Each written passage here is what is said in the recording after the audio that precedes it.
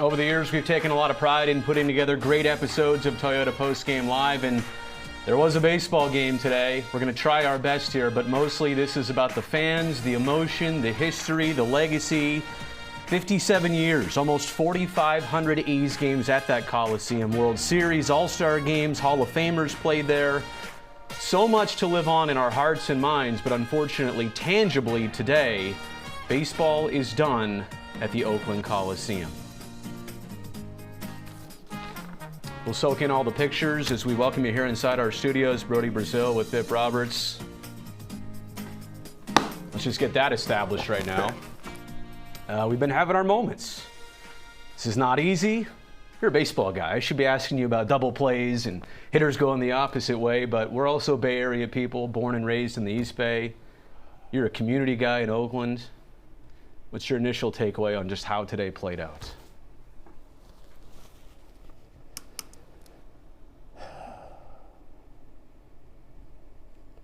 That's all I got for you, bro.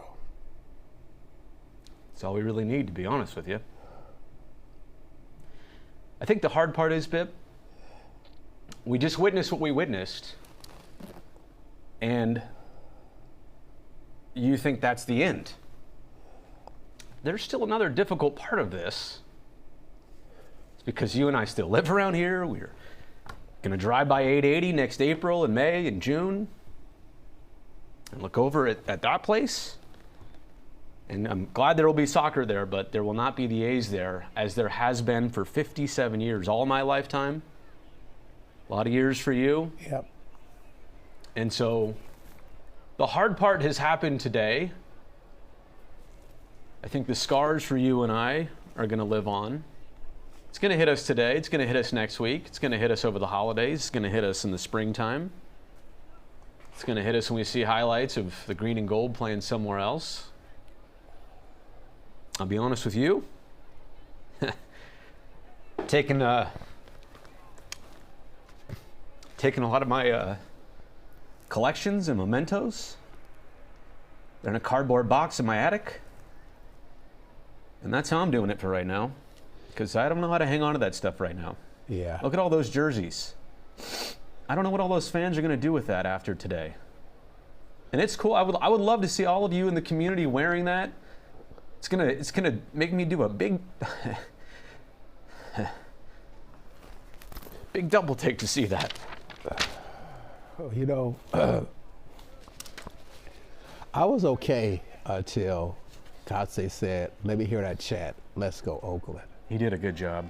And I think that's when it really started to hit me. All day long, I've been in a great mood. I knew at some point in time it would hit me. But to see the little kids crying, Yeah. I think that's what kind of hit my spirit. You know, it's supposed to be a celebration. You know, the A's are going to move on, and there was a good time at the park today. They got a chance to see the A's win. They got to see a chance to see a young team that has so much potential. And what the Coliseum looks like as a full place, too. Coliseum looks like as a sold-out venue. And I think that as they stand there right now, it's settled in so hard right now. Exactly. That they can't believe that it's happening. And again, I was listening and I heard Lenny Williams singing that song, "It's So Hard to Say Goodbye." I think that's how it's so hard to say goodbye. And, you know, it just ties in as to ladies from Oakland. The Oakland A's are leaving. Most of the music that was played was from guys from the East Bay. I heard Hammer. I heard all these other guys. And it just all ties in to that. This was supposed to be a celebration, you know, and it is a celebration, but it is so bittersweet right now. This was supposed to be a season of tribute to A's fans, and I don't know if everybody feels that satisfaction. How can you properly tribute this? How can you get it right? I think it could have gone differently, to be perfectly honest with you. I think today even could have gone differently. Yeah. You know, in 2017, the A's celebrated their 50 years in Oakland by offering a free game to fans early in the season to come see the White Sox and A's play. I think it was on maybe a Thursday afternoon, something like that. Yeah. Yeah. All these fans today paid for tickets. I would have loved to have seen that gesture of, hey, this last one, It's on us. It's not the way it went down. I'm also here to pose the question of, why are we still even having today? I think as much as we're going through all the stages of understanding this, there is still a lot of question. There's no easy answer. There's a lot of layers to that question. Why? And you get to a realization, but then you go even deeper, and there's a layer below that of why we're here. Why is this happening? Yeah. Who's letting this happen? And who did not stand up and prevent this from happening? You know, we can get to the finger pointing, and there's a lot of that to go around. There's no question about it. But the alternate reality, the parallel path, if you will, would have been somebody being a hero in all this. Yeah. And saying, you know what, I'm going to try so hard, I'm going to make this happen. And it's going to take some time. And I know the Coliseum needs fixing up, but we're going to take care of that too. We're going to make this right. We're going to stay here because this is where we belong. Trying is up for interpretation. And I'm not here to say the A's didn't try. I was firsthand witness of that. Toured Howard Terminal, saw some of the people behind the scenes. But if I'm from around here, and I'm going to put my name on this and this effort, I'm going to try until it literally kills me. And I don't know that we saw that with the A's in trying to stay here and trying to prevent this day from happening. And I hate to go from sad to real quick, but this is the type of stuff where if you get this right, you keep this team here, there's a statue of you outside the ballpark, either next to the Coliseum, the new one, or over at Howard Terminal or wherever. There's going to be no statues because of this. Yeah. Well, the thing is, like you said, we needed a hero to step out in front. We might have had a hero, but they definitely didn't have the cape on. Because when you have your cape on, you get things done. And because of that, we're sitting here, you know, melancholy, not feeling any humor or laughter, because that's what we normally do here on this post-game show. We have a lot of fun and we have a lot of laughter. So the word is jocose. Remember, I always had a word for you. Hang on, let me look this up here. Go ahead. So right now I have no humor, and I just don't feel like laughing too much. I think I'm in a mood that I don't normally ever get into because of my spirit keeps me happy and keeps me caring and sympathetic to the things that are going on around us. And I think what I've started to feel right now is how everyone in that stadium is feeling. You know, I wasn't feeling that. You know, I wasn't feeling like that. I really wasn't. Knowing that I was born and raised here, and I went to my first game at 4 years old, and I saw that field, and that became my dream, was to play on that field, to become a major leaguer. And when I got here today, I was just feeling like, you know what, let's get this done with so I can get out of here and get home. But then all of a sudden, I know. You don't want to rush it. You know, don't want to rush you did want to get it over with, Yeah. like today, and now we're here, and I don't want it to be over. Like those fans, they don't want it to be over. Right. Bib, can I point out among all the social messages and DMs and texts I'm getting? I won't say word for word here, but I will let you know that friend of the program, Bob Melvin, who's manager of the Giants and had 10 plus years here with the A's, some really great years and teams, and loved his time managing this team. I'll just say he's watching. And Bo Mel, I appreciate you for checking in, because it's special to know that you're here watching this. I know you would have liked to come out there today, got your own thing going on, but for you to have that gesture and for me to be able to pass that along, really appreciate that, Bo Mel. You know, Bo Mel has always been class, man. You know, when he was here managing, we go down, sit down in the dugout with him and talk to him.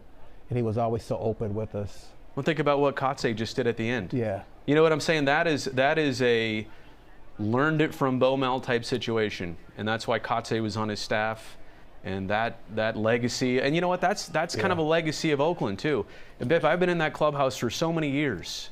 And for whatever reason, it was different faces and different names. And it always got passed along. There's a certain pride of playing for the Oakland A's. And you knew that you weren't going to be surrounded by the biggest payroll in baseball. Right. You knew that the Coliseum was not the best home field advantage. You knew fans weren't going to show up, but you also knew it wasn't the fans' fault. You knew that they were there, and the ones that were there absolutely loved you. Right. And Brody, I played in a lot of clubhouses. I played for a few teams. When I got traded here to Oakland, back home, and walked into the clubhouse, I was accepted with open arms. And man, to play with Ricky and play with Tejada, you know, it was just one of those things that I'll never forget. Giambi was just awesome, man. I would pick him up because we lived in the Hayward Hills. I would pick him up, we'd drive to the park, and then I'd take him home. And it was just one of those things that you never forget. You know, and coming over the second half of the season, or right before the All-Star break, and then being accepted like that. They just accepted me for who I was. They didn't hold any grudges or any envy or whatever you might have when a new guy comes into the clubhouse. They just accepted me, man. And I just knew right there that this was a different environment, different clubhouse. And the way that we really respected each other was different from anywhere I had been. I'm going to say this for those that are watching. I'm sure most people know, as part of the A's departure, my time at NBC Sports is coming to an end after 16 years. I think I've already cried all the tears on that one.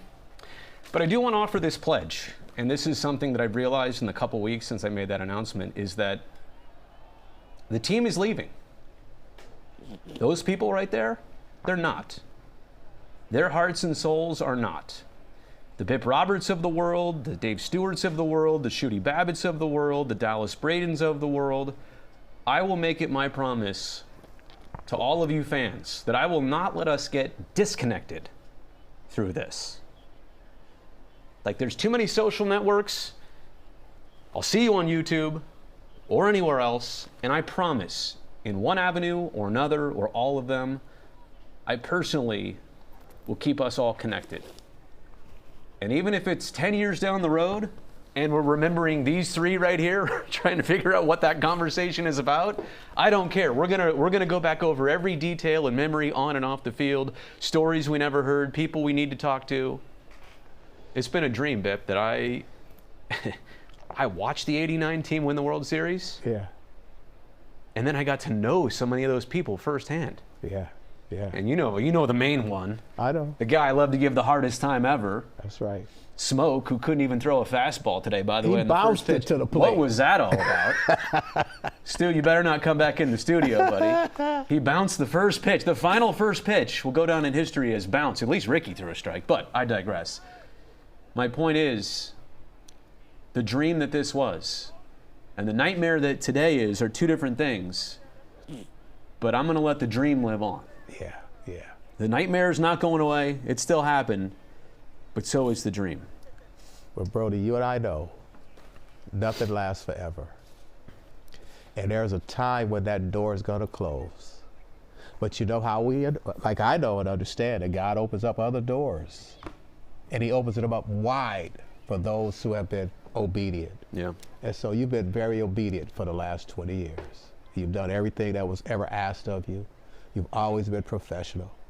And you've always come out here and done a tremendous job. You love this job. You love the people that you work for. You love the people that you work with. I do. And every time you did a story, you did it to the best of your abilities. And so I want to just, give you your flowers today. Appreciate you. And man. just let you know how much I appreciate you and how much you've helped me as I've done this for the last 23 years as well.